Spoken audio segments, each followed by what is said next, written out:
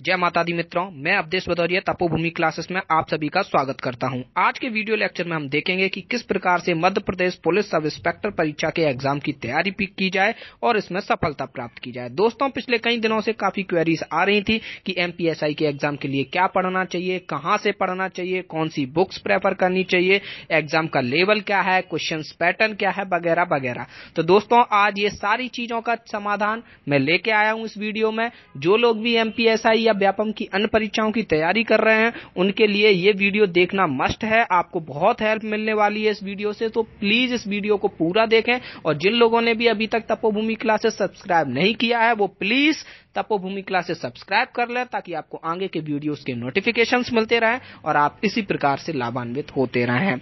आइए देखते हैं इस लेक्चर को। सबसे पहले शुरुआत करते हैं कि कितना समय बाकी है एग्जाम के लिए। तो व्यापम के कैलेंडर के हिसाब से एग्जाम 22 से 29 अक्टूबर 2017 के बीच में होने वाला है, यानी कि हमारे पास अभी 8 महीने बाकी हैं। दोस्तों, ये लेक्चर में टोटली मेरे सेल्फ एक्सपीरियंस पे डिपेंड है, क्योंकि पिछले बार की एमपीएसआई परीक्षा मैंने दी थी, जहां पर मेरे को एक डिसेंट स्कोर मिला। आप देख सकते हैं यहाँ पर टेक्निकल में 62.16 एंड नॉन टेक में 163.86, जो कि ठीक ठाक स्कोर माना जाएगा। दोस्तों, आप लोग भी इतना स्कोर बड़ा आसानी से कर सकते हैं अगर आप 2 महीने अच्छे से तैयारी कर लेते हैं। तो आज हम यही देखेंगे कि किस तरीके से एमपीएसआई की तैयारी करनी है। तो शुरुआत करते हैं एलिजिबिलिटी क्राइटेरिया से। तो इसके लिए ग्रेजुएशन होना जरूरी है। एज लिमिट अनरिजर्व के लिए 28 साल, ग्रीन कार्ड होल्डर को 2 साल की छूट है, अदर्स के लिए 33 साल। यहाँ पर भी ग्रीन कार्ड होल्डर को 2 साल की छूट है। अगर आप खिलाड़ी हैं और विक्रम अवार्ड से सम्मानित है तो आपको 5 साल की छूट मिलेगी। विधवा या तलाकशुदा महिला को 5 साल की छूट, और साथ ही साथ अनरिजर्व कैटेगरी के ऐसे लोग जिन्होंने अंतरजातीय विवाह कर रखा है, उनको भी 5 साल की छूट मिलेगी। अब देखते हैं शारीरिक मापदंड पर। तो ये देखना बहुत जरूरी है दोस्तों, क्योंकि बहुत से लोग यहीं पे मात खा जाते हैं और एग्जाम निकालने का कोई फायदा नहीं रहता।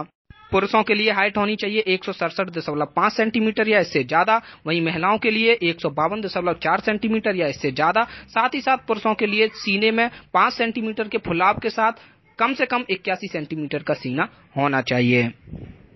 अब आते हैं दोस्तों एग्जाम पैटर्न पे। तो ये एग्जाम 3 स्टेज में रहता है। पहली स्टेज में रिटन एग्जाम है, दूसरी में फिजिकल एफिशिएंसी टेस्ट और तीसरी में पर्सनल इंटरव्यू। दोस्तों, आज के वीडियो लेक्चर में हम केवल और केवल रिटन एग्जाम के बारे में देखेंगे कि रिटन एग्जाम क्या है और इसको कैसे क्लियर किया जाए। तो सबसे पहले देखते हैं रिटन एग्जाम का पैटर्न क्या है। तो दोस्तों, यहाँ पर 2 तरीके की पोस्ट रहती है, नॉन टेक और टेक। टेक की कम पोस्टें रहती हैं और टेक की पोस्ट वही लोग भर सकते हैं जिनके पास बीएससी हो या फिर इंजीनियरिंग हो। नॉन टेक में एक पेपर होता है जो कि 3 घंटे का होता है और इसमें हिंदी, इंग्लिश और जीके पूछी जाती है। 200 क्वेश्चंस आते हैं, 200 मार्क्स के होते हैं, यानी एक क्वेश्चन 1 मार्क का है। कोई नेगेटिव मार्किंग नहीं होती है। हिंदी के 70 क्वेश्चंस रहते हैं, इंग्लिश के 30 क्वेश्चंस और जीके के 100 क्वेश्चंस। टेक्निकल में 100 क्वेश्चन रहते हैं, 100 मार्क्स के होते हैं। फिजिक्स, केमिस्ट्री, मैथ से प्रश्न पूछे जाते हैं। फिजिक्स से 33, केमिस्ट्री से 33 और मैथ से 34 पूछे जाते हैं। एग्जाम ऑनलाइन होता है। दोस्तों, शुरुआत करते हैं हिंदी से। हिंदी एमपीएसआई बनने के लिए सबसे ज्यादा महत्वपूर्ण है, क्योंकि यहाँ पर इसके 70 प्रश्न पूछे जा रहे हैं जो कि विशुद्ध हिंदी से ही पूछे जाते हैं। जीके के पोर्शन में है जरूर 100 प्रश्न, लेकिन वो विशुद्ध जीके से नहीं है और अपन को कंफर्म आइडिया नहीं रहता कि वो कहाँ से पूछे जाने हैं। तो दोस्तों, अगर आपने हिंदी तैयार कर लिया ना, तो आपने बेहद महत्वपूर्ण स्टेज पार कर ली एसआई के एग्जाम निकालने के लिए। दोस्तों, 70 में से अगर आपके 60 नंबर आ रहे हैं, 60 प्रश्न सही हैं, तो आपका स्कोर काफी अच्छा है। इसको मैं आदर्श प्राप्तांक मानूंगा। हिंदी मीडियम के छात्रों के लिए भी ये आदर्श प्राप्तांक मानूंगा, क्योंकि इस बार जो ऑनलाइन परीक्षा हुई है उसमें पेपर का पैटर्न थोड़ा चेंज हुआ है और साथ ही साथ जो लेवल था पेपर का वो भी थोड़ा बड़ा है। तो दोस्तों, हम देखेंगे कि हिंदी में क्या क्या चीजें पूछी जाती हैं। यहाँ पर आप देख सकते हैं 20-22 चीजें बता रखी हैं मैंने।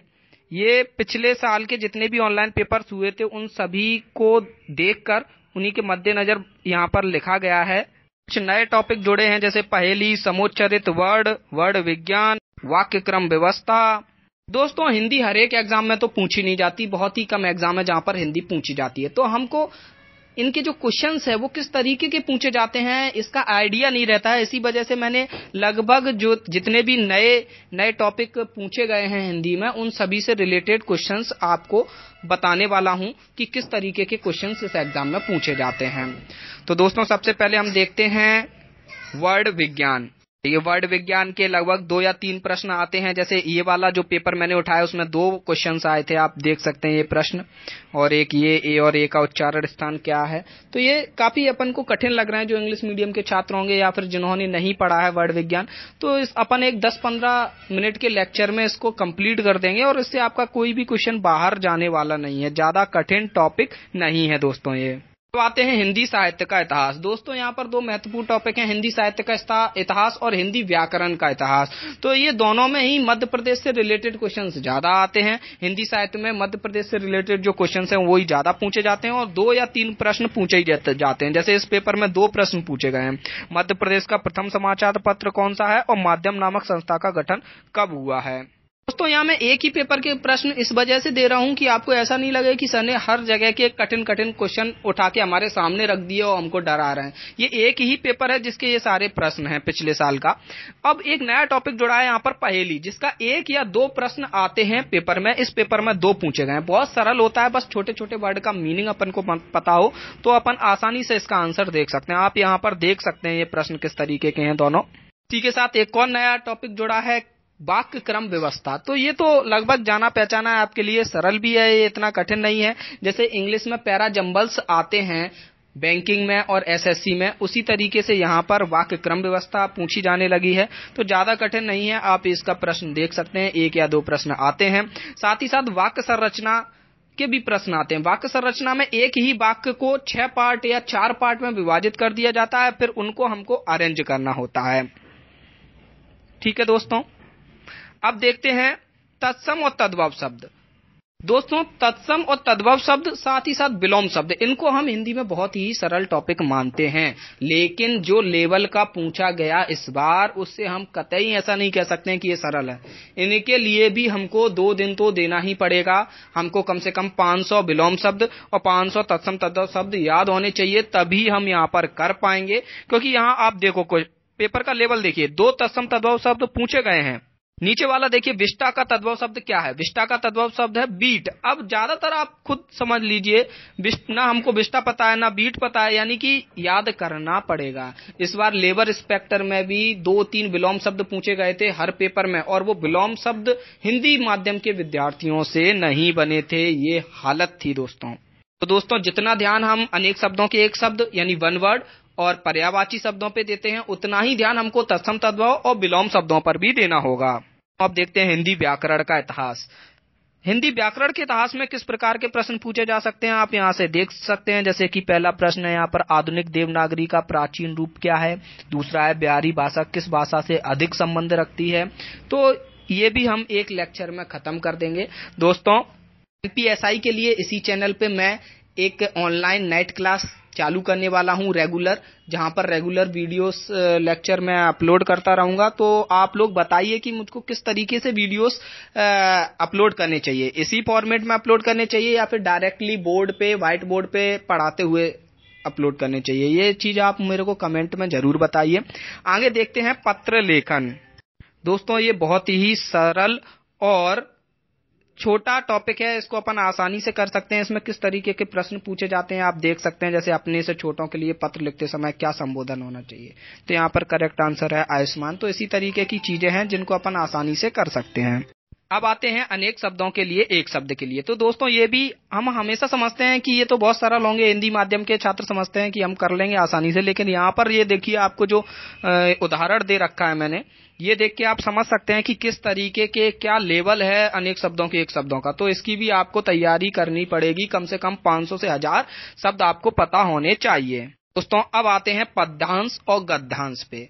तो एक पद्यांश आता है जिसमें एक कविता लिखी रहती है, जैसे आपके सामने यहाँ पर ये उभरी नसों वाले हाथ वाली कविता लिख रखी है, और इसी से रिलेटेड 5 या 4 क्वेश्चन पूछ लेंगे। दोस्तों यहाँ पर महत्वपूर्ण बात ये है कि जैसे कि एक बार कविता लिख के आएगी, उसके साथ में एक क्वेश्चन आएगा, उसके बाद फिर 10-12 क्वेश्चन के बाद फिर से लिख के आएगी और फिर दूसरा क्वेश्चन आएगा। ऐसा नहीं है कि आपको एक ही जगह पे 5 क्वेश्चन मिल जाएंगे। गद्यांश में भी है। तो गद्यांश और पद्यांश दोनों का ही लेवल अच्छा है। इंग्लिश मीडियम को कठिनाई होती है इसको समझने में, और यहाँ पर गद्यांश में कई बार ऑप्शन इतने क्लोज रहते हैं कि हम कंफ्यूज हो जाते हैं। तो दोस्तों इसको आप ध्यानपूर्वक पढ़िए, क्योंकि टाइम आपके पास बहुत ज्यादा है। तो आपको करना केवल इतना है कि ध्यानपूर्वक पढ़ना है और उसके बाद ऑप्शंस आपको देखना है, चेक करना है कि कौन सा ऑप्शन नहीं होता। अगर आप किसी क्वेश्चन में फंस जाते हैं तो वहां पर आप क्रॉस चेक कीजिए कि ये ऑप्शन तो हो ही नहीं सकता, उसको काटते जाइए। इस तरीके से आपको सही आंसर पे पहुंचना है। तो दोस्तों ये भी एक महत्वपूर्ण टॉपिक है, 10 नंबर का है। अब आते हैं हम कि हिंदी के लिए कौन सी बुक पढ़ी जाए। ये बहुत कि कौन सी बुक प्रेफर की जाए, किस पुस्तक से हमें हिंदी की तैयारी करनी चाहिए। तो दोस्तों सबसे बेस्ट है अरिहंत की बुक।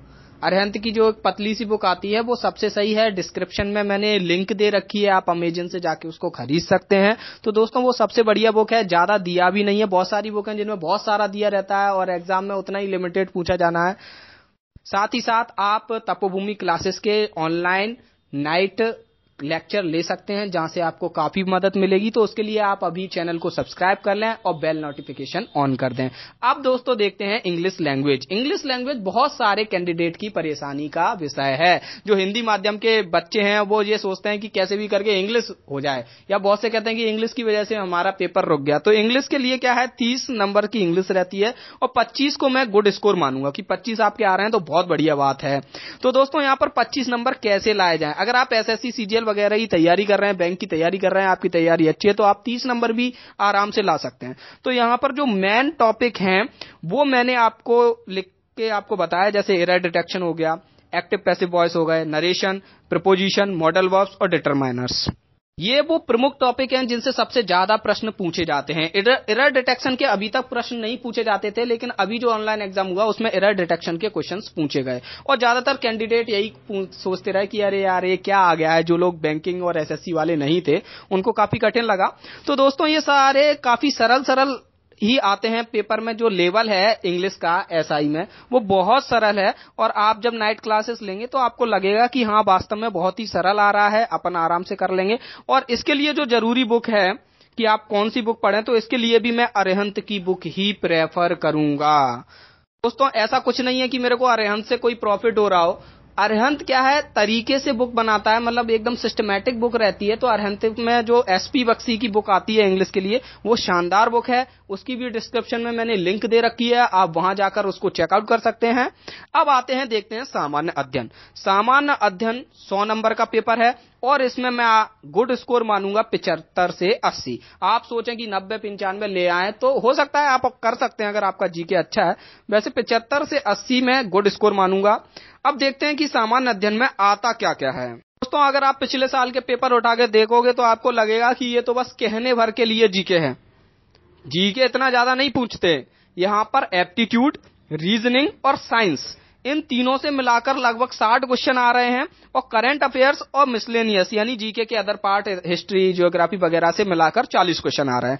तो ये यहां पर क्या है, एप्टीट्यूड और रीजनिंग का ज्यादा बोलबाला है। एप्टीट्यूड रीजनिंग से भी 18 से 22 प्रश्न आ रहे हैं कि एप्टीट्यूड से 18 से 22 और रीजनिंग से 18 से 22। तो यहां पर इन दोनों का बेहद महत्वपूर्ण रोल है। साथ ही साथ साइंस में भी बायोलॉजी और फिजिक्स के क्वेश्चंस ज्यादा आ रहे हैं, 10 से 12 क्वेश्चंस आ रहे हैं हर पेपर में। दोस्तों वैसे तो एप्टीट्यूड और रीजनिंग लगभग वही लेवल रहता है जैसा व्यापम के हर एक एग्जाम में पूछा गया है, लेकिन रीजनिंग में कुछ क्वेश्चंस जो नए पैटर्न के चालू हुए हैं, लॉजिकल स्टेटमेंट वाले, वो यहां पर 5 से 6 प्रश्न हर पेपर में पूछे गए थे, जो एमपी पुलिस के पेपर में भी आए थे, कांस्टेबल वाले में। तो उसके लिए मैं 2 वीडियो बना चुका हूं, पहला इफ एंड देन यदि तो वाले कथन पर और दूसरा अथवा कथन पर। तो वो आप देख सकते हैं, उसकी लिंक भी मैंने डिस्क्रिप्शन में दे रखी है। यहां पर एक की पॉइंट मैंने लिख रखा है, देश की भौगोलिक संरचना और मध्य प्रदेश की भौगोलिक संरचना मैप द्वारा अध्ययन जरूर करना है, क्योंकि प्रश्न कुछ इस तरीके के आ रहे हैं कि अगर आपने मैप से इसका अध्ययन नहीं किया तो आप इनको सॉल्व नहीं कर सकते। जैसे कि डेयरी के पेपर में आया था, ये व्यापम का ट्रेंड बन गया है कि मैप से रिलेटेड क्वेश्चन पूछने का, थोड़ा क्वेश्चन को लॉजिकल बनाने का। जैसे कि डेयरी के एग्जाम में क्वेश्चन पूछा जा रहा था कि अगर सीधी में 8:30 बजे सूर्यास्त हो रहा है तो बैतूल में कितने बजे होगा, लगभग इस तरीके के प्रश्न पूछे गए थे। तो यहीं पे हम देखते हैं कि देखो मैप से रिलेटेड किस तरीके के क्वेश्चंस पूछे जा रहे हैं। एक ही पेपर में 3 से 4 क्वेश्चन मैप से रिलेटेड पूछे जा रहे थे। यहां पर आप देख सकते हैं, ये प्रश्न है कि निम्न में से कौन सा राज्य जमीनबंद है। तो ये भी हालांकि सरल प्रश्न है लेकिन है मैप से रिलेटेड ही। दूसरा प्रश्न आप यहां पर देख सकते हैं कि which of the following state is not on the border of Bihar, Bihar के बॉर्डर पे कौन सा नहीं। तो ये भी अगर अपन मैप से स्टडी करेंगे तो ही मालूम चलेगा। और जो एमपी से रिलेटेड क्वेश्चंस भी हैं वो भी काफी हद तक मैप से रिलेट करके पूछे जाते हैं। तो दोस्तों मैप से स्टडी बहुत जरूरी है, साथ ही साथ एप्टीट्यूड और रीजनिंग की भी बहुत जरूरी है। तो दोस्तों एक बार फिर से मैं आपको बता दोस्तों अब आते हैं स्टडी मटेरियल पे। तो इसमें मैं पहले ही आपको बता चुका हूं कि इंग्लिश के लिए आपको अरिहंत पब्लिकेशन की एसपी बख्शी बुक पढ़नी है, हिंदी के लिए हिंदी व्याकरण अरिहंत पब्लिकेशन सबसे बेस्ट है। इन दोनों की ही लिंक डिस्क्रिप्शन में दे रखी है, वहां से आप देख सकते हैं, रिव्यूज पढ़ सकते हैं लोगों के कि किस तरीके की बुक है। दोनों ही 4 स्टार से ऊपर की है, मतलब अच्छी बुक्स हैं। और indiabix.com ये मस्ट है दोस्तों, व्यापम का कोई भी एग्जाम हो, हर एग्जाम में इंडिया बिक्स से सीधे सीधे क्वेश्चन उठा के रख दिए जाते हैं। बस इसमें कमी इतनी है कि ये केवल इंग्लिश में ही है, लेकिन इतनी कठिन इंग्लिश भी नहीं है, आप आराम से समझ सकते हैं, या फिर गूगल ट्रांसलेटर से हिंदी में भी वो पेज आप देख सकते हैं। तो इसकी भी लिंक आपको डिस्क्रिप्शन में मिल जाएगी, आप वहां से डायरेक्ट जा सकते हैं।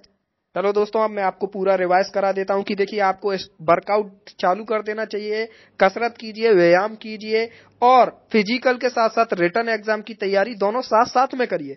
होता यह है कि हम रिटन एग्जाम की तैयारी करते हैं और फिर फिजिकल की तैयारी के लिए हमें टाइम नहीं मिल पाता। 2:40 में दौड़ निकालना इतना आसान नहीं है दोस्तों, आपको अभी से दोनों की तैयारी चालू कर देनी चाहिए। और होता क्या, जब हम फिजिकल की तैयारी कर रहे होते हैं तो हमको लगता है कि हाँ हम सब इंस्पेक्टर बनने वाले हैं, और उसी हिसाब से हम अपनी तैयारी बढ़ाते हैं दोस्तों आगे। और आखिर में मैं आपको सबसे महत्वपूर्ण बात बताने वाला हूं कि आप हमारा चैनल सब्सक्राइब कर लीजिए। यहां पर आपको ऑनलाइन नाइट क्लासेस का सेशन लगेगा, वहां पे आपको पूरा एमपीएसआई का सिलेबस कवर कराया जाएगा। साथ ही साथ जैसे ही आप सब्सक्राइब करते हैं तो बगल में एक घंटी का निशान होगा, बेल नोटिफिकेशन मिलेगा, उस पर क्लिक कर दीजिए ताकि आपको हर एक वीडियो का नोटिफिकेशन मिलता रहे।